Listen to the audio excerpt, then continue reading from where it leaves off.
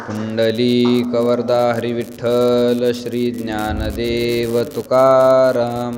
पंढरीनाथ भगवान की जय. माऊली ज्ञानेश्वर महाराज की जय. शांती ब्रह्म एकनाथ महाराज की जय. जगद्गुरु तुकाराम महाराज की जय. सद्गुरु जोग महाराज की जय. नमामि सद्गुरुं शांतं सच्चिदानन्दविग्रहं पूर्णब्रह्म परानन्द मीशमालन्दिवल्लभम्. ॐ नमो ज्ञानेश्वरा करुणाकरा दयाळा. तुमचा अनुग्रह लाधलो पावन झालो चराचरी. मी कळा कुसरी काहीच नेने बोलतो वचने अति भाविका. तुमचा अनुग्रह लाधलो पावन झालो चराचरी. एका जनार्दनी तुमचा दास त्याची आस पुरवावी. तुमचा अनुग्रह लाधलो पावन झालो चराचरी.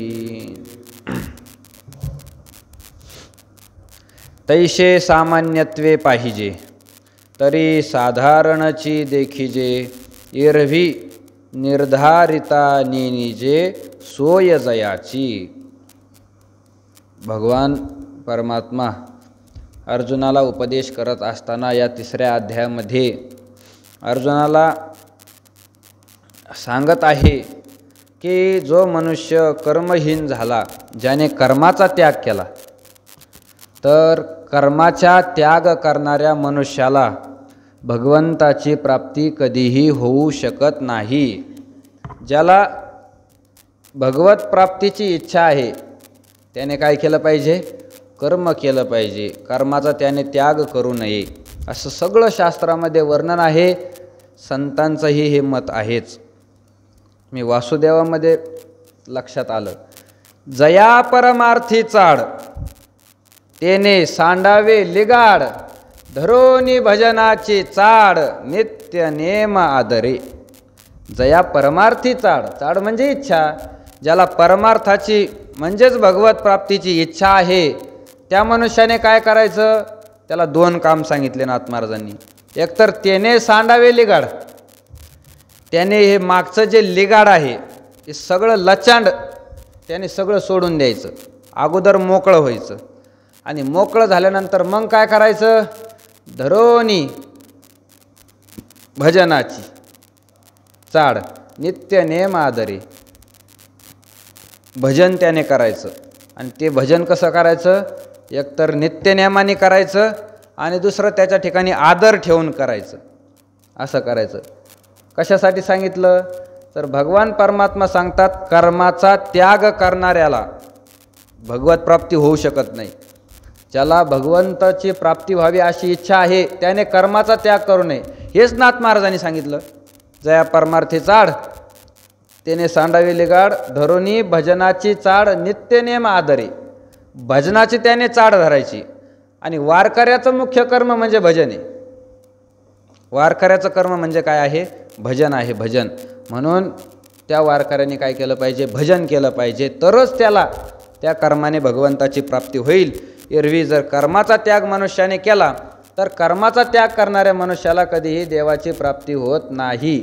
त्याने तो काळ तो पर्व हे सगळं पाहून आपापले कर्म केले पाहिजे. आणि याच कर्माचं निमित्त म्हणून आज आपल्याला चंद्रग्रहणासारखा पर्व काळ मिळालेला आहे. आणि या पर्व काळामध्ये आपल्याला सगळ्याला काय करायचं आहे? भगवत प्राप्तीचे कर्म, भगवत प्राप्तीची साधना, नामस्मरण करायचं. आज पर्व काळ आहे. दुपारी 12:30ला वेद सुरू झालेले आहे. आणि आता ग्रहण रात्री 9:57 म्हणजे 10ला 3 मिनटं कमी असताना ग्रहण साक्षात सुरू होणार आहे. तर हा पर्वकाळ आपल्या जीवनामध्ये आलेला आहे. जसं तुकोबारांनी म्हटलेलंच आहे, साधला हा पर्वकाळ गेला अंतरीचा मळ. तो पर्वकाळ वेगळा आहे, पण सूर्यग्रहण चंद्रग्रहण हे सुद्धा पर्वकाळच आहे आणि चंद्रग्रहणाचा पर्वकाळ आपल्यासाठी आलेला आहे. मग ग्रहणामध्ये काय करायचं? जे तुकोबारांनी केलं, गेला अंतरीचा मळ, अंतकरणातला मल, अंतकरणातील पाप ज्या साधनाने नष्ट होतं ते साधन आजच्या दिवशी करायचं. हे कशाने होतं? नामस्मरण केल्याने. भगवंताच्या नामस्मरण हरि उच्चारणी अनंत पापराशी जातील लयाशी क्षण मात्रे विठ्ठल विठ्ठल मंत्र सोपा करी पापा निर्मूळ. ही भगवंताच्या नामाची ताकद आहे. सगळे पाप त्याने नष्ट होतात. म्हणून नामस्मरणाचं कर्म या पर्व काळामध्ये आपल्याला सगळ्याला आज करायचं आहे. बऱ्याच जणांना अशी शंका आहे की हे जे ग्रहण आलेलं आहे तर एखाद्याला जर सुतक असेल तर मग त्याने ग्रहणाचा त्याला काय फायदा, असं बऱ्याच जणाला शंका आहे. आणि बऱ्याच लोकांनी अशी अफवा केलेली की ग्रहणामध्ये जर सुतक असेल तर सुतकातील माणसाने ग्रहणात काहीच करू नये असं सांगितलं जातं. पण शास्त्रामध्ये तसं वर्णन नाही. सुतक जर असेल तर त्याला कोणतेच कर्म करायला चालत नाही. माणसाला सुतक असेल तर देवपूजा करायला चालत नाही, तुळशीला पाणी घालायला चालत नाही, त्याला ग्रंथाला स्पर्श करायला चालत नाही, मंदिरामध्ये जायला चालत नाही, हे कर्म करणं त्याला चालत नाही. सुतकामध्ये त्याला श्राद्ध पण करता येत नाही, सुतकामध्ये पितरांना तर्पण करता येत नाही, सुतकामध्ये यज्ञ करता येत नाही, होम करता येत नाही, कोणतेच साधनं सुतकामध्ये करता येत नाही. पण या सुतक असताना जर एखाद्या वेळेस ग्रहणाचा पर्वकाळ मध्ये आला तर शास्त्र सांगतं त्याला ते सुतक बाधा करत नाही. चंद्रग्रहणाचा सूर्यग्रहणाचा जो काळ आहे तेवढ्या काळामध्ये त्याला स्नान दान जप होम हे श्राद्धादी कर्म करण्यासाठी त्याला काय असते? सवलत असते. त्या ग्रहणाच्या काळामध्ये सुतक मनुष्याला स्पर्श करत नाही. चंद्र सूर्यादी ग्रहणे अशौचम न विद्यते असं शास्त्रामध्ये वचन आलेलं आहे. चंद्र किंवा सूर्यादी ग्रहणामध्ये अशौच म्हणजे सुतक त्याला स्पर्श करत नाही. सुतक जरी असलं तरी त्याला चंद्रग्रहणामध्ये दान धर्म करता येतो, असा एक ग्रहणाचा नियम आहे. आणि या ग्रहणाचा प्रत्येक मनुष्यावर काय होत असतो? परिणाम होत असतो. ग्रहण सुरू झाल्यानंतर ग्रहण म्हणजे काय? तो राहू चंद्राला भक्षण करत असतो, त्याला ग्रहण म्हणतात. आणि भक्षण करत असताना जेव्हा सुरुवात होते ग्रहणाची, त्या ग्रहणाच्या वेळेला त्या राहूचं आणि चंद्र या दोघांचं घर्षण होत असतं, घासतात एकमेकाला. आणि त्या घर्षणामधून चंद्राचे जे किरण पृथ्वीवर पडतात किंवा सूर्याचे जे किरण पृथ्वीवर पडतात ते किरण फार घातक असतात. म्हणून तर आपल्याकडं जे शिळं झालेलं पाणी आहे ते चंद्रग्रहणातलं पाणी सांडून द्यावं लागतं, दुसऱ्या दिवशी नवं पाणी. कारण त्या पाण्यामध्ये जर ते चंद्राचे किरण पडले तर त्याच्यामधून असंख्य असे रोग निर्माण होतात. किंवा पक्व झालेलं अन्न जर तयार केलेलं असेल, शिजवलेलं अन्न, तर त्या अन्नामध्ये सुद्धा ते चंद्राचे जर किरण पडले तर त्याचाही फार भयंकर परिणाम होतो. म्हणून ते सगळं टाकून द्यावं लागतं, दुसऱ्या दिवशी नवीन करायचं. म्हणजे या किरणाचा मनुष्यावर प्रभाव पडत असतो. म्हणून शास्त्र सांगतं की जी स्त्री गर्भवती आहे तिने या ग्रहण कालामध्ये घराच्या बाहेर निघायचं नाही, घरामध्ये बसून राहायचं. कारण त्या किरणाचा परिणाम गर्भावर होत असतो. मग ते गर्भ कधी आंधळा होतो, कधी पांगळा होतो, कधी मुका होतो. हे ग्रहणाचा नियम आहे. ग्रहणामध्ये स्त्रियांनी घराच्या बाहेर पडायचं नाही, गर्भवती स्त्रियांनी. आता लोकांना असं वाटतं की ग्रहण पाहिलं तर जमतं का, नाही पाहिलं तर जमत नाही का, कसं काय मिळे? तर शास्त्रामध्ये असा उल्लेख आहे की ग्रहणाचे जे मनुष्यावर फल होत असतात ते फल वेगवेगळ्या राशीनुसार होतात. आपापल्या राशीनुसार वेगवेगळे फल होतात. काही राशींना ग्रहणाचं शुभ फल असतं, चांगलं फल असतं. काही राशींना त्याचं अशुभ फल असतं आणि काही राशींना मिश्र फल असतं. तर त्यामध्ये या ग्रहणाचा विचार करत असताना 4 राशी अशा सांगितलेल्या आहे की त्या 4 राशी ज्यांचे असेल त्या लोकांसाठी ग्रहण अशुभ आहे. हे ग्रहण कर्क, वृश्चिक, कुंभ आणि मीन या 4 राशी परत सांगतो, ध्यानात ठेवा. कर्क, वृश्चिक, कुंभ आणि मीन यापैकी आपली जर एखादी राशी असेल तर त्याने चंद्रग्रहण पाहायचं नाही. त्याचे वाईट परिणाम होत असतात आपल्यावर. त्या लोकांनी चंद्रग्रहण पाहायचे नाही. आता ही राशी कोणती ते तुम्ही तुमच्या गावातल्या ब्राह्मणाला विचारून घ्या. त्यातलं काही कळत नाही मला.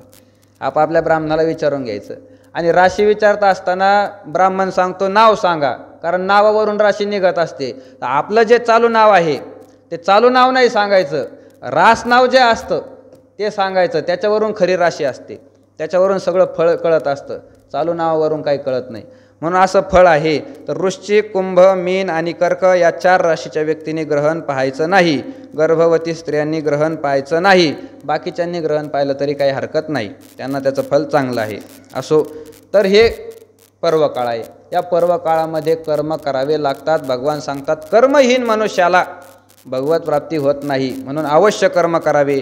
आणि या कर्ममार्गाचा विचार करत असताना भगवंतांनी या जगतामधील 2 प्रकारच्या वर्गाचा विचार केलेला आहे. 2 प्रकारच्या वर्गाचा विचार केलेला आहे. कर्मसंबंधित दोन्ही वर्ग आहे, पण हा विचार करत असताना भगवंतांनी 2 वर्गीकरण केले. एक वर्गीकरण असं केलं, एकाला नाव दिलं मिथ्याचारी आणि दुसऱ्याला नाव दिलं निष्काम. पुरुषाचे वर्णन आहे. पुरुषामध्ये 2 प्रकार आहे, म्हणजे साधूमध्ये 2 प्रकार केले. काही मिथ्याचारी ढोंगी साधू असतात आणि काही निष्काम म्हणजे खरे साधू असतात, असे 2 प्रकार केले. त्यापैकी ढोंगी साधू कसा असतो, मिथ्याचारी कसा असतो, कसं वर्तन करतो याचं चिंतन आपण परवा केलेलं आहे. परवाच्या चिंतनामध्ये पाहिलं, वरून इंद्रियाला तो आवरून घेतो, पण अंतकरणामध्ये काय असतो, त्याच्या विषय वासना असतात. वरी भगवा झाला नामे अंतरी वश केला कामे, तया म्हणो नये साधू जगी विटंबना बाधू. हे त्या साधूचं वर्णन केलं. आणि कालच्या वयामधून आपण पाहिलं की भगवंतांनी खऱ्या साधूचं वर्णन केलेलं आहे. त्याच्यावर ज्ञानोबारांनी टीका करत असताना फार विशेष लक्षण साधूचे सांगितले. जो अंतरी दृढ, अंतकरणामध्ये दृढ असतो, परमात्मरूपी गूढ भगवंताच्या ठिकाणी निमग्न झालेला असतो. बाह्य तरी रूढ लौकिक जैसा. बाहेरून जर पाहिलं तर तो सामान्य मनुष्यासारखाच दिसतो, पण सामान्य नसतो. तैसा संसर्गा माझे असे सकळा सारिखा दिशे, जैसे तोय संगे आभाषे भानुबिंब. या ओळीपर्यंत आपण आलो होतो. पुढं ज्ञानोबा त्या महात्म्याचं लक्षण सांगत आहे. तैसे सामान्यत्वे पाहिजे तरी साधारणची देखीजे, एरवी निर्धारिता नेनीजे सोय जायची. तैसे त्याप्रमाणे म्हणजे कसं, जैसे तोय संगे आभाषे भानुबिंब.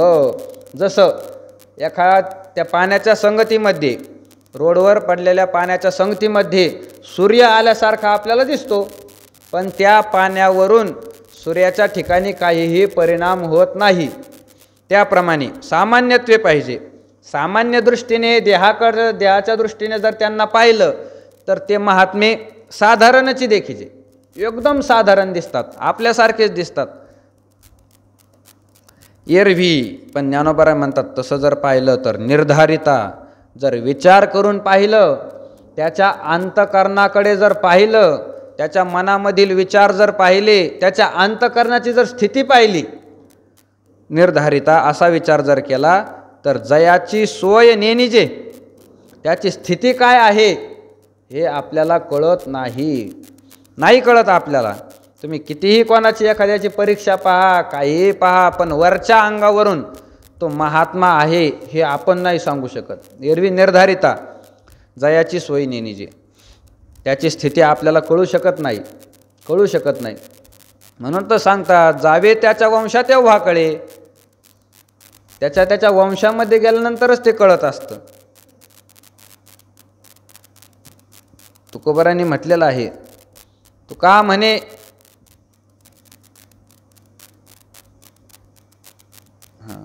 जर आपण साधू झालो, आपण संत झालो तरच आपल्याला संताला ओळखता येतं. भक्ताचा महिमा भक्ताची जाणती, दुर्लभ या गती आणि काशी. भक्ताचं महात्म्य, भक्त कोण आहे हे भक्तच जाणू शकतो.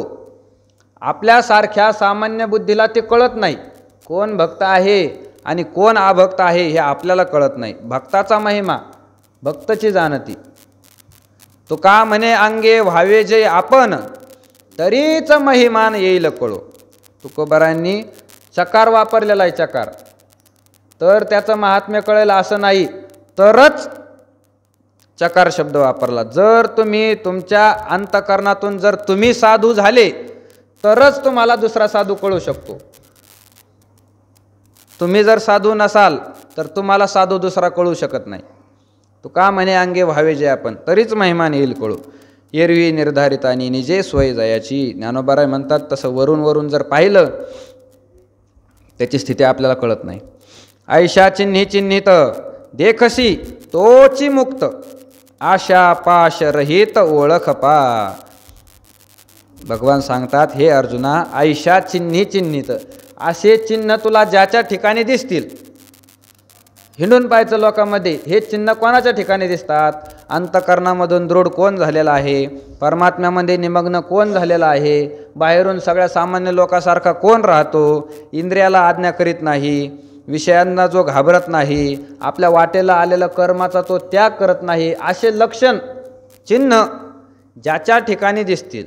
ऐशिया चिन्ही चिन्हित देखशी, या चिन्हाने जो मनुष्य चिन्हित दिसेल तो मनुष्य मुक्त आहे असं ओळखा.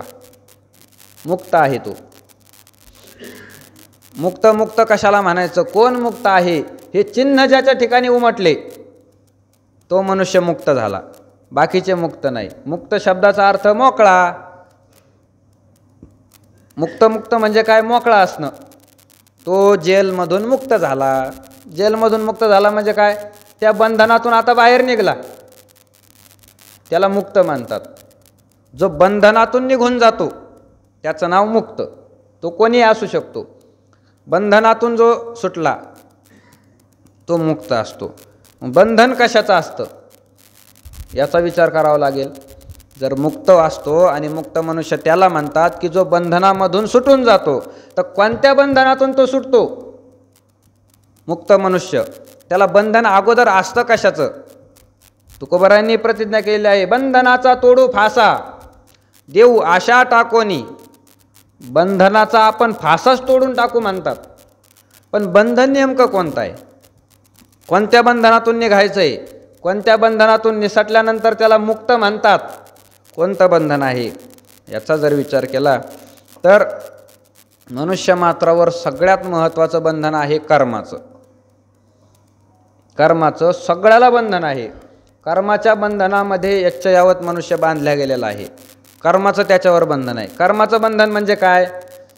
तर हे जे सगळं आपल्याला दुःख भोगावं लागतं, ते दुःख भोगायला लावणारं जे आहे ते कर्म आहे. जन्म झाल्यानंतर मनुष्याला सगळे दुःख भोगावे लागतात. ज्या मनुष्याचा जन्म झाला त्याला काय करावं लागतात? दुःख भोगावं लागतं. गर्भवासाला कोण येतो? ज्याला जन्माला यायचं आहे तोच गर्भवासाला येतो, त्याला गर्भवासाचं दुःख आहे. जन्माचं दुःखसुद्धा कोणाला आहे? ज्याला जन्माला यायचं आहे त्यालाच दुःख आहे. म्हणजे यच्चयावत जे काही दुःख आहे ते सगळे दुःख जन्मावर अवलंबून आहे. जन्मावर अवलंबून आहे. मरणाचं दुःख कोणाला आहे? जन्माला जो आला त्याला मरणाचं दुःख आहे. जो जन्मालाच आला नाही त्याला मरणाचं दुःख आहे का? नाही, त्याला मरणाचं दुःख नाही. सर्दी कोणाला होती? जो जन्माला आला नाही त्याला सर्दी.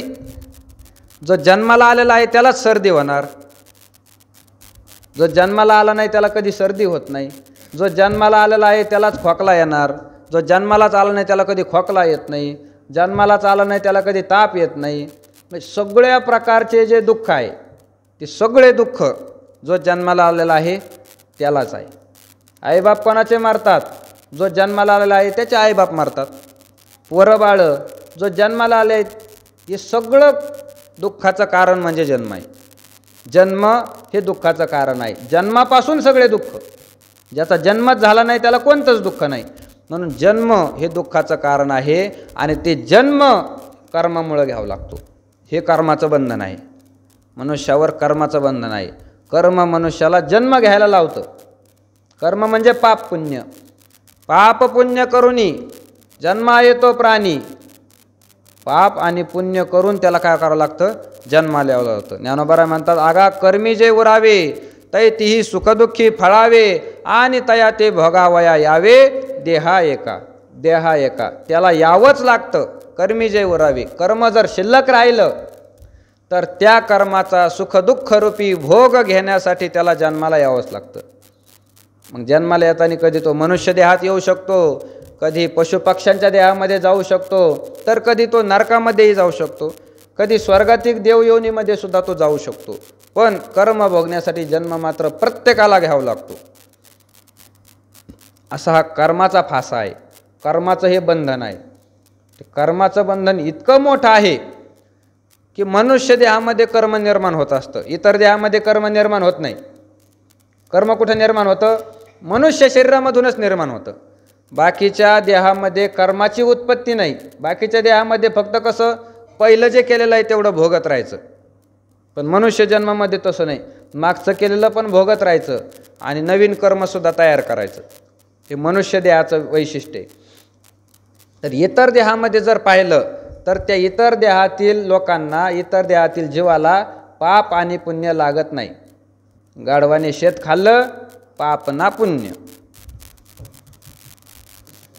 पशु काय पाप पुण्य जाणती, उत्तम मध्यम भोग भोगिती. पशुला पाप पुण्य काही कळत नाही, त्यांच्या कर्मापासून पाप पुण्य लागत नाही. हे मनुष्य देहामध्ये आहे. आणि एका मनुष्य देहामध्ये ज्ञानोबा सांगतात एवढं मोठं कर्म निर्माण होतं. एका मनुष्याच्या देहामध्ये एवढं मोठं कर्म निर्माण होतं की ते कर्म भोगण्यासाठी मनुष्याला करोडो जन्म घ्यावे लागतील. एवढं मोठं कर्म निर्माण होतं एका जन्मामध्ये. कोट्यावधी जन्म घ्यावे लागतील ते कर्म भोगण्यासाठी. इतकं मोठं कर्म आपण एका शरीरामध्ये निर्माण करतो. आणि हे शरीर सुटलं की मग जेवढं काही कर्म या मनुष्य शरीरामध्ये केलं तेवढं कर्म भोगण्यासाठी मग काय करावं लागतात? जन्म घ्यावे लागतात. मग जन्म, मग कोणत्या जन्माला मनुष्य जाईल याची गणना करू शकत नाही. तुकोबारा सांगतात, खंतितेनं धरा होणे गाढव कुत्रा. गाढव होऊ शकतो, कुत्रा होऊ शकतो, बैल होऊ शकतो, मांजर होऊ शकतो, कोणत्याही योनीला मनुष्य जाऊ शकतो हे कर्म भोगण्यासाठी. आणि असं कर्म भोगत भोगत भोगत भोगत मनुष्य निघाला की पुन्हा एखाद्या वेळेस त्याला मनुष्य जन्म प्राप्त होतो. पुन्हा एखाद्या वेळेस मनुष्याचा जन्म. आणि तो जन्म प्राप्त झाला, आता मागचंच कर्म भोगलेलं एवढं मोठं तसंच शिल्लक असतं केलेलं कर्म, ते अजून भोगलेलं संपलेलं नसतं.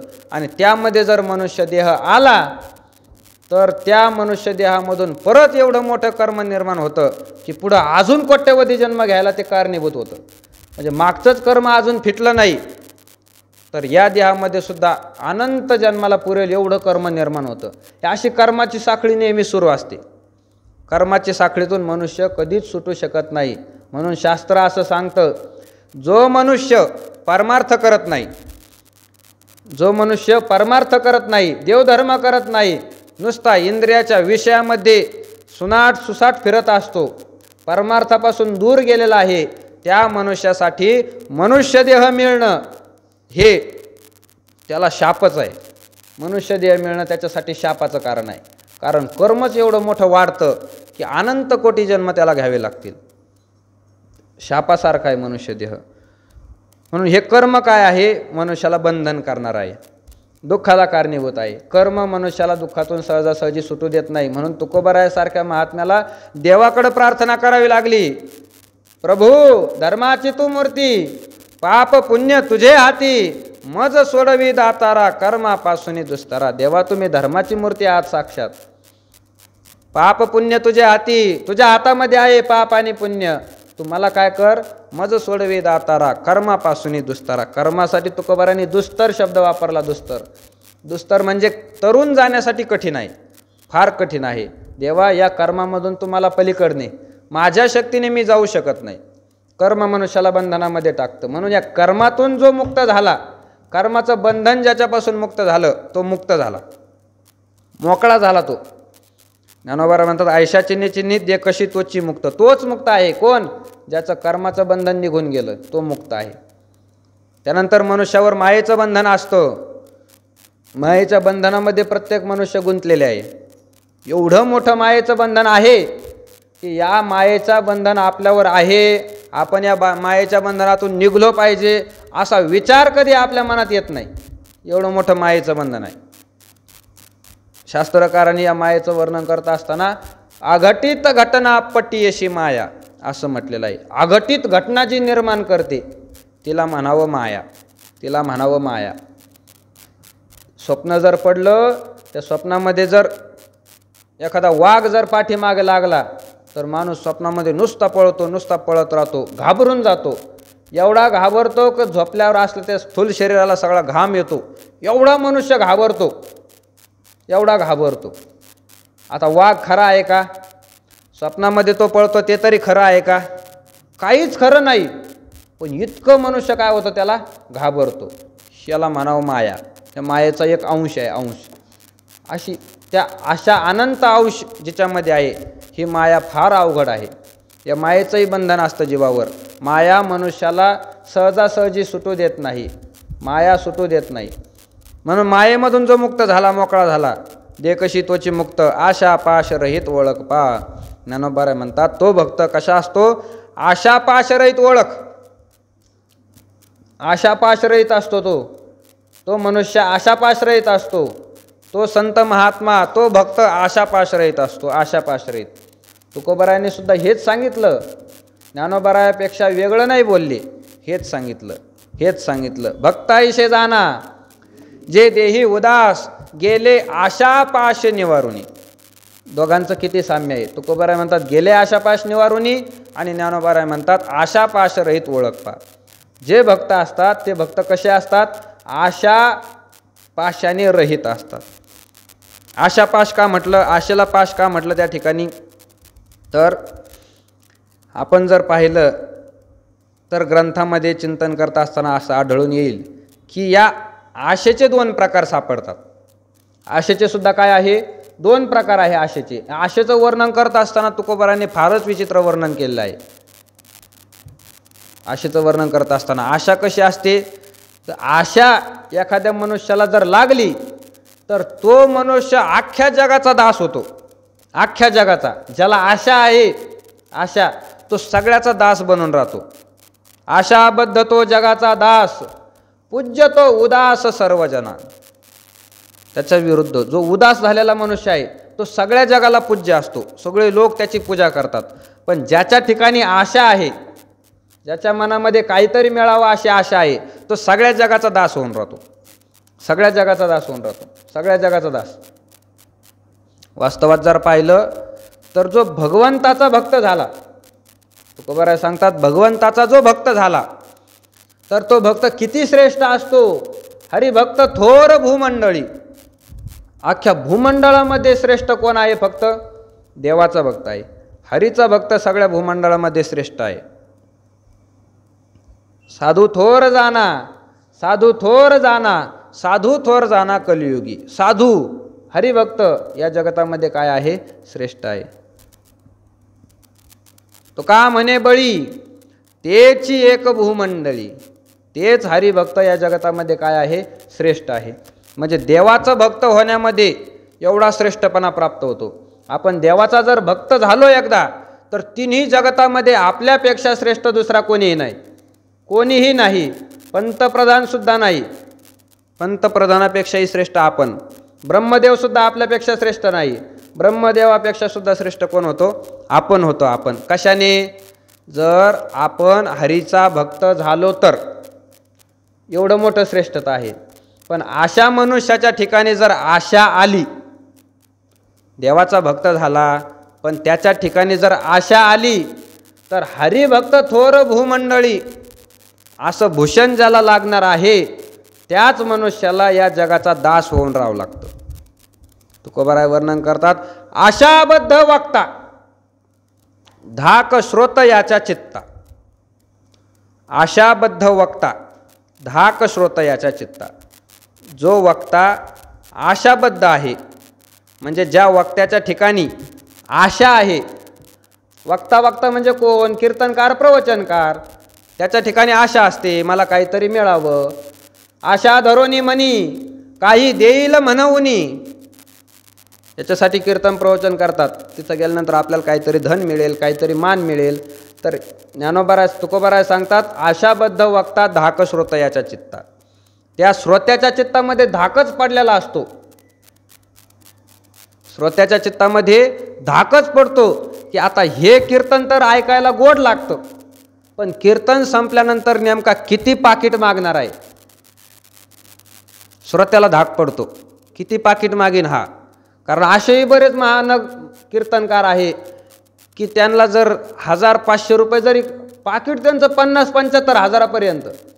आता ज्यांना 50,000 रुपयाच्या नोटा मोजायची सवय लागली त्यांना 500 आणि 1000 रुपये जर कमी आलेत काय हरकत आहे का? काही फरक पडतो का? तेवढं सुद्धा चालत नाही, तेवढं सुद्धा चालत नाही. छाती ठोकपणे तो सांगतो 1 रुपया सुद्धा तुमच्याकडून कमी घेणार नाही. धाकच आहे ना श्रोत्याला, धाकच पडतो. आशाबद्ध वक्ता धाक श्रोतयाच्या चित्ता, ही आशा फार कठीण आहे. आशा ज्याच्या ठिकाणी निर्माण झाली, नाथ महाराजांनी तर इतकं पुढं जाऊन वर्णन केलं आहे. आशा उपजली विष्णूशी, नीच वामनत्व आले त्याशी. त्या दिवशीच आपण कथा पाहिली वामन भगवंताची. नाथ महाराज वर्णन करतात त्या विष्णूच्या ठिकाणी आशा निर्माण झाली, तर त्या आशेमुळे विष्णू भगवंताला नीच वामनत्व आले. वामन अवतार घ्यावा लागला आणि त्या बळीच्या दारामध्ये भीक मागायला गेला. नाथ महाराज सांगतात कशामुळे झालं हे? त्याच्या ठिकाणी आशा आली. आशा ही आशा फार भयंकर आहे. मनुष्याला सहजासहजी या आशेमधून बाहेर निघता येत नाही. त्या आशेचे प्रकार आहे. कोणाला द्रव्याची आशा असते, कोणाला धनाची आशा असते. ही आशा फार भयंकर आहे. प्रत्येक संतांनी आशेचं वर्णन केलं आहे. ज्ञानोबरायापासून तर निळोबरायापर्यंत जेवढे काही संत मंडळी झाले तर सगळ्यांनी ही आशा काय सांगितली? भयंकर सांगितली, भयंकर. हा एक पक्ष झाला. आणि याच्या दुसऱ्या बाजूने जर विचार केला तर तुम्ही तुकोबारायांच्या अभंग आशेही सुद्धा काही पाहायला मिळतील. ह्याची व्हावी माझी आस, जन्मोजन्मी तुझा दास, माझी हेची आस व्हावी. आस म्हणजे काय? आशाच. तुकोबारायांनी देवाकडे मागणी केली, माझ्या मनामध्ये आशा येऊ द्या, आशा. आता अगोदर तर सांगितलं आशा काय आहे, फार भयंकर आहे. आता तुकाराम महाराज काय सांगतात? हेची व्हावी माझी आस. रोज आपण अभंग म्हणतो. तुकोबाराय सांगतात देवा माझ्या मनामध्ये आशा येऊ दे, आशा. असं दोन्हीकडून संत महात्मे का बोलतात? दोन्हीकडून. आशेचे बांधले तुका म्हणे जन, हा आशेचे बांधले तुका म्हणे वाया गेले. आशा ज्याच्या ठिकाणी असते तर तेच तुकाराम महाराज सांगतात वाया गेले. ज्याच्या ठिकाणी आशा आली तो वायाला गेला. आणि तेच तुकाराम महाराज म्हणतात हेची व्हावी माझी आस, माझ्या अंतःकरणामध्ये आशा येऊ दे. असं का म्हणतात? असं दोन दोन बाजूने तुकाराम महाराज कसं बोलतात? तर याचा विचार करत असताना गुरुवरे बाबा सांगत असतात त्या आशेचे 2 प्रकार आहे. आशेचे 2 प्रकार आहे. एक आशा आहे उद्धरात्मक आशा आणि दुसरी आशा आहे पाशात्मक आशा. आशेचे 2 प्रकार. काही आशा उद्धरात्मक आहे. उद्धारात्मक आशा म्हणजे काय? जी आशा आपल्या उद्धार करण्याला कारणीभूत होते त्या आशेला काय म्हणावं? उद्धरात्मक आशा. आता एखाद्याच्या अंतःकरणामध्ये आशा असेल की कीर्तनाला जावं, प्रवचनाला जावं, ही आशा वाईट आहे का? ही आशा वाईट नाही. एखाद्याला आशा लागली की आपण आज काय ग्रहणाचा पर्व काळी 25-50 हजार जप देवाचा केला पाहिजे, ही आशा वाईट आहे का? नाही. एखाद्याला पंढरीची वारीची आशा झाली, आशा वाईट आहे का? नाही. ही उद्धारात्मक आशा आहे. उद्धार करण्याला कारणीभूत होती ही आशा. आणि याच्या विरोधी जी दुसरी आशा आहे तिला म्हणावं पाशात्मक आशा. पाश स्वरूप असलेली आशा. पाश म्हणजे काय? गुंतून टाकणारी. यमाच्या हातामध्ये असतो पाश. मरण्याला जे कारणीभूत होतं त्याला म्हणावं पाश. ही पाशात्मक आशा आहे. म्हणजे गुंतून ठेवणारी आशा आहे. ती कोणती आशा आहे? धनाची आशा असेल, धनाची आशा ही पाशात्मक आशा आहे. मान मिळवण्याची आशा ही सुद्धा पाशात्मक आशा आहे. या सगळ्या आशा. तर ज्ञानोबा सांगतात आशा पाश रहित ओळख पा. जो संत महात्मा आहे तर त्याच्या ठिकाणी पाशात्मक आशा नसते. ओळखून घ्या तुम्ही त्याला. अर्जुना तोची योगी विशेष जे जो जगी म्हणून ऐसा होय या लागी म्हणी पेतुते. ज्ञानोबा म्हणतात अर्जुना तोच मनुष्य योगी आहे. योगी म्हणजे दुसरा कोणी नाही. योगासन जो करतो तो योगी नाही. काही मनुष्य जो योगासन करतात ते योगासन करणाऱ्याला योगी म्हणतात. तो योगी आहे, योगासन करतो. योगासन करणारा योगी नाही. योगी कोण आहे? ज्याच्या अंतःकरणामधून सगळ्या आशा नष्ट झाल्या, पाशात्मक आशा ज्याच्या अंतःकरणातील निघून गेल्या, तो योगी आहे. विशेषीचे जो जगी, जगामध्ये तो सर्वापेक्षा विशेष आहे. पूज्य तो उदास सर्वजना. उदास उदास म्हणजे काय? ज्याने आशेचा त्याग केला. उत म्हणजे टाकणे आणि आस म्हणजे आशा. आशेचा ज्याने त्याग केला त्या मनुष्याला उदास म्हणतात. आम्ही तरी आस झालो टाकोनी उदास. तुकोबाराय सांगतात आम्ही आता सगळ्या आशा टाकून उदास झालो. तर असा जो उदास मनुष्य आहे, आशेचा त्याग करणारा मनुष्य आहे, तो सगळ्या जगाला पूजनीय आहे. सगळ्या जगाला. आज तुकोबाराय ज्ञानोबारायांची कोण पूजा करत नाही? प्रत्येकाच्या मुखामध्ये ज्ञानोबारायांच्या ओव्या आहे, तुकोबारायांचे अभंग आहे. हे कशामुळं झालं? आशा धरली नाही कशाची. सगळ्या आशेचा त्याग केला. तर आशेचा त्याग केल्यामुळे हे महात्मे मंडळी विशेषी जे जो जगी, सगळ्या जगामध्ये विशेष आहे. सगळ्या जगामध्ये विशेष आहे. नुसतं त्यांच्या गावामध्येच विशेष आहे असं नाही, महाराष्ट्रामध्ये नाही, भारतामध्ये नाही, संपूर्ण जगामध्ये तो महात्मा काय आहे? विशेष आहे. विशेष. मागं पेपरमध्ये सुद्धा आलं होतं. त्या अमेरिकेमध्ये असे काही लोक आहे की ते लोक ज्ञानोबारायांच्या ज्ञानेश्वरीवर आणि तुकोबारायांच्या गाथ्यावर PhD करू राहिले. PhD म्हणजे काय? एखाद्या विषयामध्ये सखोल अभ्यास करणं, याला PhD म्हणतात. तर तो अभ्यास अमेरिकेमधले लोक करू राहिले. कशावर? गाथा आणि ज्ञानेश्वरीवर. गाथा आणि ज्ञानेश्वरीवर. त्यांच्याकडं काय हुशार लोक झाले नाही का दुसरे? त्यांच्या ठिकाणी सुद्धा हुशार लोक झाले. बऱ्याच लोकांनी मोठमोठे पुस्तकं लिहून ठेवले, पण ते लोक त्याच्याकडे पाहत नाही. भारतामध्ये आणि भारतामधील जो महाराष्ट्र राज्य आहे, त्या महाराष्ट्र राज्यामध्ये आळंदी देऊमध्ये झालेले ज्ञानोबाराय, तुकोबाराय यांचे जे ग्रंथ आहे ज्ञानेश्वरी आणि गाथा, त्याच्यावर सखोल अभ्यास करू राहिले. त्याच्यावर विशेषी जो जगी, सगळ्या जगामध्ये तो महात्मा काय होऊन जातो? विशेष होऊन जातो. आणि आपल्याला गाथा ज्ञानेश्वरी उपलब्ध आहे, लांबून आपण त्याची पूजा करतो. नुसती गाथा बांधून ठेवला, ज्ञानेश्वरी बांधून ठेवली, फक्त त्याला हळद कुंकू व्हायचं, थोडा प्रसाद ठेवायचा. त्याला कधी वाचायचं नाही, कधी पारायण करायचं नाही. केलंच पारायण तर आपलं नुसतं कडीला लावायचं म्हणून करतो आपण. अर्थाच्या दृष्टीने आपण ह्या ग्रंथाचं चिंतन करत नाही. हे आपल्याला जवळ प्राप्त झालेले आहे, पण त्याचं महात्म्य आपल्याला कळत नाही. विशेष जो जगी, जगामध्ये तो महात्मा विशेष असतो. ज्ञानोबाराय, तुकोबारायांची कीर्ती अख्ख्या जगामध्ये पसरलेली आहे. तुकोबाराय स्वतः म्हणतात, तुका म्हणे गाजे वैकुंठी सोहळा, याही भूमंडळा माझी कीर्ती. अरे या भूमंडळामध्ये आमची कीर्ती तर आहेच, पण तेवढीच आमची कीर्ती मर्यादित नाही. तुका म्हणे गाजे वैकुंठी सोहळा, वैकुंठामध्ये आमचा सोहळा होतो. साधू संताचा सोहळा वैकुंठामध्ये होतो. वैकुंठामध्ये. सगळ्या जगामध्ये ते काय आहे? विशेष आहे. तेच ज्ञानोबाराय म्हणतात विशेषी जो जगी. त्यांचं विशेष, त्यांचा सोहळा, त्यांचं मोठमोठेले ते यात्रा, वैकुंठामध्ये लोक त्यांची यात्रा काढतात. त्यांना पालखीत बसून त्यांची काय करतात? मिरवणूक काढतात. मिरवणूक. आमदाराचा विजय झाला तर फक्त त्याच्या तालुक्यापुरते लोक त्याचा विजय करतील. तालुक्यामध्ये सुद्धा त्याच्या पक्षाचे जे लोक आहेत तेवढेच त्याचा विजय करतील. पंतप्रधान निवडून आला तर भारतामध्ये त्याचा उत्सव होईल. पण असा कोणताच दुसरा मनुष्य नाही की सगळ्या जगामध्ये त्याचं काय होतं? कीर्ती होती. संत सोडून दुसरा कोणी नाही. हे संत महात्मेच आहे. संत महात्मे आहे. तुकोबाराय सांगतात वैकुंठातले लोक आमचे वाट पाहतात. इथून अगोदरच वाट पाहतात की हे अवतार कार्य संपून परत मागं कधी येतील.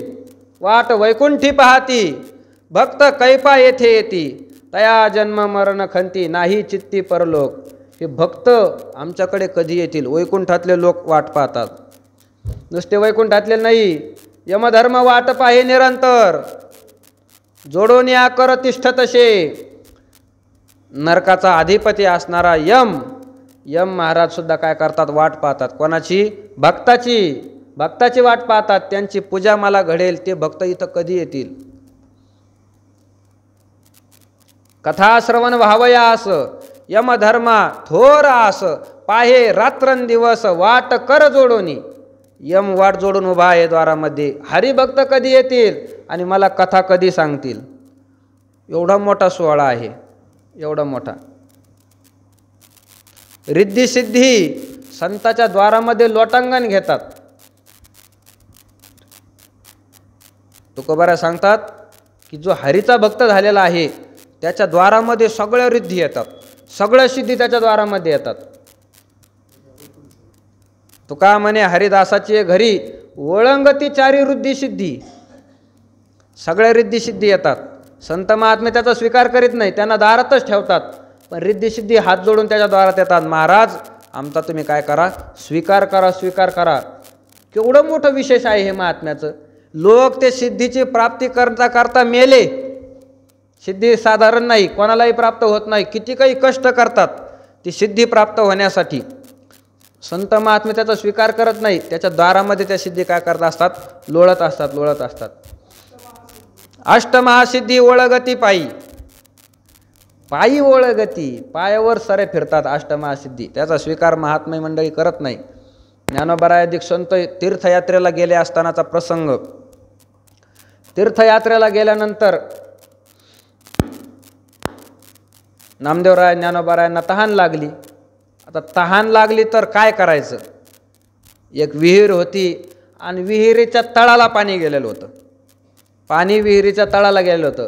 वर काढायलाही काही साधन नव्हतं आणि खाली उतरायला पायऱ्या नव्हत्या. आता हे पाणी प्यायचं कसं, पाणी प्यायचं कसं. लगेच ज्ञानोबारायांनी लघिमा रूप धारण केलं, पक्षाचं रूप, आणि लगेच गेले खाली आणि पाणी पिऊन वर आले. लघिमा नावाची ही काय आहे, अष्टमहासिद्धीमधील एक सिद्धी आहे. सगळ्या सिद्ध्या संताच्या द्वारामध्ये उभाच असतात, सगळ्या सिद्ध्या आहे. एक ब्राह्मण तुकोबारायाकडे आला होता, त्याच्यावर कर्ज झालेलं होतं. आता कर्ज फेडण्यासाठी तो आला होता. ज्ञानोबारायांनी त्याला पाठवलं होतं. तुकोबारायाकडे आला, ज्ञानोबारायांनी मला पाठवलं आणि माझ्याकडे काही कर्ज झालेलं आहे, माझं कर्ज तुम्ही फेडा असं सांगितलं. आता ते तुकाराम महाराज संग बाजूला बसलेले लोक होते, ते लोक लागले हसायला, सगळे हसायला. यांनाच घरी खायला काय नाही आणि या ब्राह्मणाचं कर्ज कसं फेडणार आहे. तुकोबारायांनी सांगितलं पलीकडच्या गावाला जा, त्या गावामध्ये शिवबा कासार नावाचा एक मनुष्य आहे, त्या शिवबा कासाराकडे जा आणि त्याला सांगा तुकारामाने पाठवलं आहे, तुझ्याकडे काय असेल ते मला दे. हा शिवबा कासाराकडे गेले. शिवबा कासार तसं अगोदर नास्तिकच होता, तो तुकाराम महाराजाला शिव्या देत होता, कीर्तनाला येत नव्हता. त्याच्याकडे गेला असताना त्याला सांगितलं की तुकाराम महाराजांनी मला पाठवलं आणि तुमच्याकडे काय असेल ते द्या, मला माझं कर्ज फेडायचं आहे. शिवबा कासाराला वाटलं याला काय द्यावं. त्याने बाहेर पाहिलं तर लोखंडाच्या पासा पडलेल्या होत्या, वखराला अवताला लावायच्या लोखंडाच्या पासा. त्याने ते पासा उचलल्या, 4 पासांनी दिल्या त्याच्या डोक्यावर दिले, जा म्हणले घेऊन. आता तो आधीच ब्राह्मण होता, ब्राह्मणाला कष्ट करायची सवय नाही, काय नाही. एवढ्या मोठ्या लोखंडाच्या जोड पासा डोक्यावर घेऊन निघाला. अर्ध्या वाटात आल्यानंतर त्याच्या डोक्यात विचार आला, ज्ञानोबारायांनी मला पाठवलं. ज्ञानोबारायाला अगोदर समजायला पाहिजे होतं माझं कर्ज किती आहे, पाठवलं कशासाठी, इकडून येणार किती आहे, कर्ज मिटन का, काहीतरी विचार करायला पाहिजे होतं. याने लोखंडाचा पासा दिला, त्या लोखंडाचा पासा विकून काय येणार आहे, एवढ्या जड पासा. पण तुकोबारायांनी पाठवलं म्हणून आता जावं लागन घेऊन. त्याने काय केलं, 3 पासा लोखंडाच्या टाकून दिल्या आणि 1 पास घेऊन निघाला आणि दारात आला. आणि तुकाराम महाराजांनी विचारलं काय दिलं, ती पास दाखवली. ही लोखंडाची पास मला शिवबा कासाराने दिली. तुकोबारायांनी नुसतं त्या पाशीकडं पाहिलं, काहीच केलं नाही, कोणचा मंत्र म्हणले नाही, काही केलं नाही, देवाला प्रार्थना केली, नुसतं त्या पाशीकडं पाहिलं. ती पास पिवळी झाली, सोन्याची झाली पास, सोन्याची.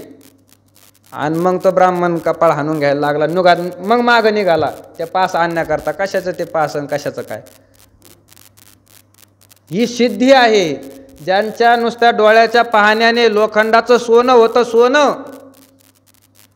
विशेष जे जो जगामध्ये तो विशेष असतो, जगामध्ये तो विशेष असतो. या जगामध्ये कोणता असा मनुष्य असेल की त्यांची बरोबरी करील एवढं धन ज्याच्याजवळ आहे, बँकेमध्ये त्याचे पैसे आहे, किती असतील असून यांची बरोबरी कोणीच करू शकत नाही, कोणीच करू शकत नाही. नामदेवरायांनी इथं वाळवंटामध्ये ते परिसा भागवताच्या प्रसंगामध्ये नुसतं पाण्यामधून खडे वर काढले आणि सांगितलं घे, याच्यातला खडा तुझा उचलून घे. त्यांनी सांगितलं खडा नाही, मला परीस पाहिजे, तू फेकून दिलेला. नामदेवरायांनी सांगितलं जास्त बडबड करू नको, उचल कोणता पण दगड आणि लोखंडाला लावून पहा. लोखंडाला लावला आणि त्याचं काय झालं, सोनं झालं, सोनं. नामदेवराज सांगितलं या वाळवंटामधील प्रत्येक दगड परीस आहे, प्रत्येक दगड परीस आहे. ही त्या महात्म्यांची ताकद आहे. जर त्यांचा स्पर्श झाल्यानंतर दगडाचा जर परीस होत असेल, त्यांचा स्पर्श झाल्यावर दगडाचा जर परीस होत असेल, अख्खा वाळवंट जे परीस करू शकतात, तर त्यांच्याहून विशेष अजून कोण असेल दुसरा? कोणीच नाही. त्यांच्यापेक्षा दुसरा विशेष जगामध्ये कोणी नाही. ज्ञानोबा म्हणतात विशेष जे जो जगी म्हणून ऐसा होय या लागी म्हणी पेत होते. सगळ्या जगामध्ये तो विशेष आहे. ऐसा होय या लागी म्हणी पेत होते. ज्ञानोबा भगवान सांगतात हे अर्जुना, तू सुद्धा असाच महात्मा झाला पाहिजे म्हणून मी तुला तत्वज्ञान सांगू राहिलो. कशासाठी सांगू राहिलो मी तुला हे लक्षण?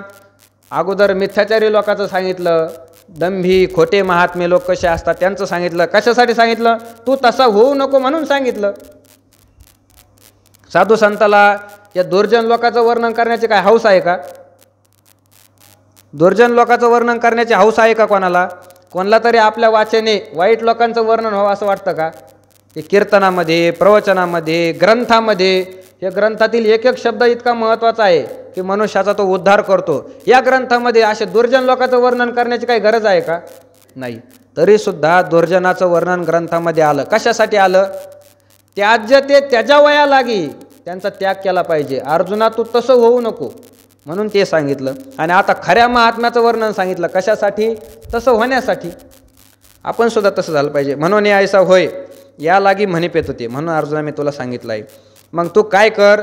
तू मानसा नियम करी, निश्चळ होय अंतरी, मग कर्मेंद्रिये व्यापारी वर्ततु सुखी. तू काय कर? मानसा नियम करी. तुझ्या अंतकरणाला अगोदर तू काय कर? नियम कर.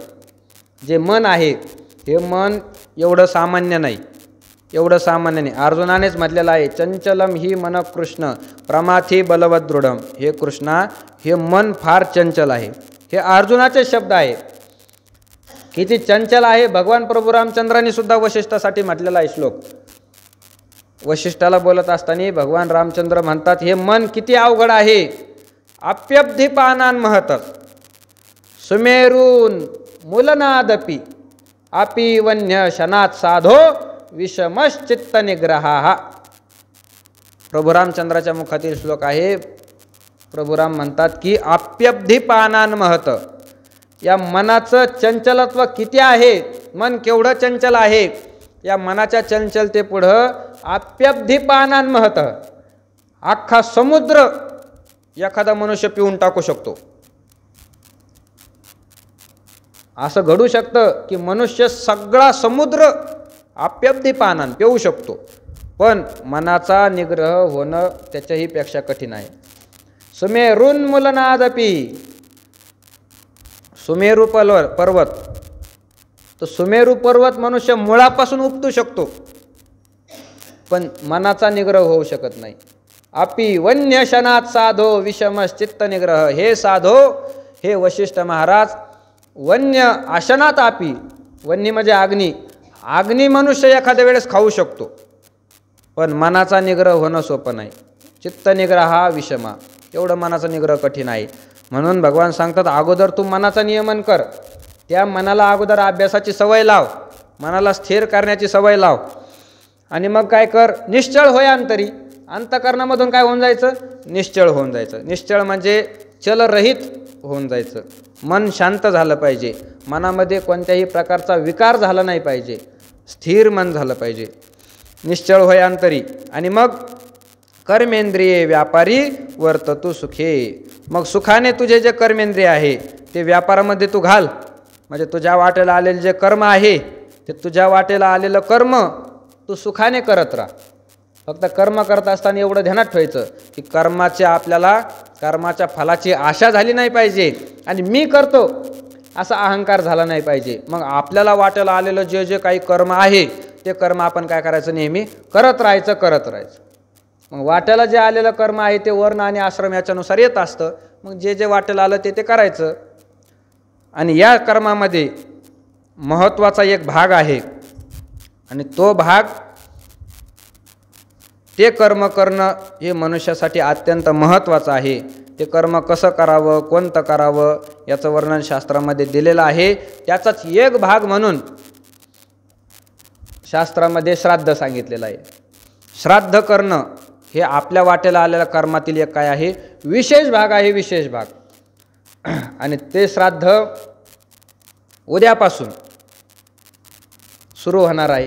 म्हणजे उद्या 8 सप्टेंबर 2025 पासून, म्हणजेच भाद्रपद वद्य प्रतिपदेपासून श्राद्ध पक्ष सुरू होणार आहे. त्यालाच काही लोक पितृपक्ष म्हणतात, त्यालाच आपल्या गावढळ भाषेमध्ये पित्तरपाठ म्हणतात. तर हा पितृपक्ष आहे. पितृपक्ष म्हणजे काय करायचं, तर या पितृपक्षामध्ये आपले जे आई वडील आजोबा आजे पणजे जे काही कोणी मेलेले असतील तर त्यांना अन्न द्यावं, त्यांच्या निमित्ताने श्राद्ध करावं असा नियम आहे. मग ज्याचे आई वडील ज्या तिथीला गेले त्या तिथीला त्याने काय करायचं, श्राद्ध करायचं. प्रतिपदेला गेले असतील तर त्या लोकांनी उद्या काय करायचं, श्राद्ध करायचं. आपले आई वडील जर प्रतिपदा तिथीला गेलेले असतील तर त्यांच्या नावाने ब्राह्मणाकडून श्राद्ध करून घ्यायचं, भोजन घालायचं आणि ब्राह्मणाला दान दक्षिणा द्यायची, असं कर्म सांगितलं जातं. मग प्रत्येकाने आपापल्या तिथीला करावं. एखादा म्हणेल मला तिथीच माहीत नाही, बाप कधी मेला माहीतच नाही, तर त्याच्यासाठी सुद्धा शास्त्रकारांनी सोय करून ठेवलेली आहे की येणारी जी अमावस्या आहे त्या अमावस्याचं नावच आहे सर्व पित्री अमावस्या. ज्याला माहीत नाही त्याने सगळ्यांनी अमावस्याला काय करायचं, पित्र घालायचे. असा हा पितृकर्माचा काल आहे. सर्वांनी आपापल्या पितरांना तृप्त करण्यासाठी हे करावं आणि हे करणं अत्यंत महत्त्वाचं आहे. तर पितरांचे आपल्यावर ऋण असतात, देवाचं ऋण असतं, ऋषीचं ऋण असतं, त्यानंतर आई वडिलाचं पितराचं आपल्यावर काय असतं, ऋण असतं. आणि प्रत्येकाच्या ऋणामधून उत्तीर्ण होणं हे आपलं काय आहे, कर्तव्य आहे. तर पितरांचं ऋण आहे म्हणून पितराच्या निमित्ताने अन्नदानादी कार्य करणं, त्यांचं श्राद्ध करणं हे आपलं काय असतं, कर्म असतं, कर्म. ज्ञानोबराने सुद्धा याचा उल्लेख केलेला आहे. सोमसूर्यादी ग्रहणे येऊनी करती पार्वणे, का माता पितर मरणे अंकित जे दिवस. आपल्या माता पितराचं जे मरण झालेलं आहे त्या मरणाने जो दिवस अंकित झालेला आहे, शिक्का लागलेला आहे त्या दिवसाला, तो दिवस म्हणजे त्या मुलासाठी एक पर्वकाळ आहे. आणि त्या पर्वकाळामध्ये त्याने आपापल्या आईवडिलांचं श्राद्ध करावं असा शास्त्राचा काय आहे, दंडक आहे, नियम आहे. म्हणून भगवान सांगतात, तू माणसा नियम करी निश्चळ होय अंतरी, मग कर्मेंद्रिय व्यापारी वर्ततु सुखे. तू आपल्या मनाचं काय कर, नियमन कर, अंतःकरणामधून निश्चळ हो आणि मग आपल्या व्यापारामध्ये आपल्या कर्मामध्ये सुखाने काय करायचं, विचरण करत राहायचं, सुखाने त्याचं आचरण करायचं. या 76व्या ओळीपर्यंत आपण आज आलेलो आहे. उद्या पुढच्या वयाचं चिंतन करण्याचा प्रयत्न करू. पुंडलिक वरधारी विठ्ठल श्री ज्ञानदेव तुकाराम माऊली ज्ञानेश्वर महाराज की जय. विठ्ठल विठ्ठल.